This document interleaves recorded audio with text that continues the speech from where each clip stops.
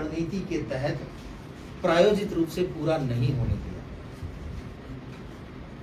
मुख्यमंत्री जी दोपहर को जैसलमेर चले गए, कन्नौज माता के दर्शन किए। दर्शन करने के थोड़ी देर बाद मुझे फोन किया और मुझे कहा कि मीडिया में ये खबर चलवाओ कि ये जितने विधायक धारीवाल जी के यहाँ इकट्ठे हुए हैं, इन सबकी एक ही मांग है कि हम में से किसी को मुख्यमंत्री बना दो, सचिन पायलट नहीं चलेगा। मुझसे वो खबर चलवाई कि और कोई मांग नहीं है इनकी। ये सारे इसलिए एकत्रित हुए हैं कि हम जितने भी लोग हैं जिन्होंने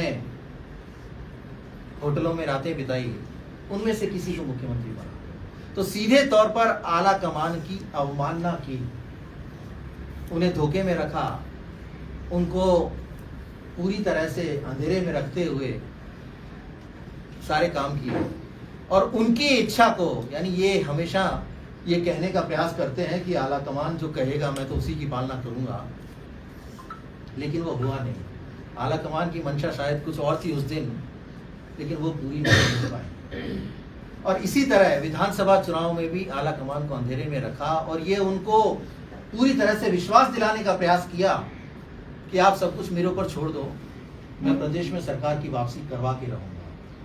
चाहे टिकट देने की बात हो या किसको कहाँ किस तरह से उपयोग में लेना है उसकी बात हो, उन्होंने अपनी मनमर्जी चलाते हुए वो सभी तमाम टिकट्स को रिपीट किया जिनके बारे में चाहे स्वतंत्र एजेंसीज रही हों या हमारे फीडबैक रहे हों या AICC ने जो सर्वे करवाया हो रहा हो। सभी ने ये कहा कि लगभग 25 से 30 टिकट मिनिमम बदल देने चाहिए, अन्यथा ये सभी चुनाव हारेंगे।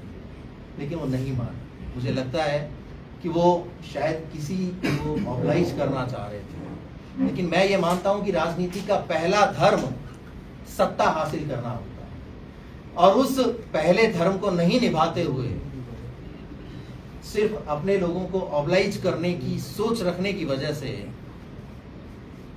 हम अपनी सरकार की वापसी नहीं कर पाए। तो कांग्रेस के कार्यकर्ता जो अपने मन में ये सपने लिए बैठे थे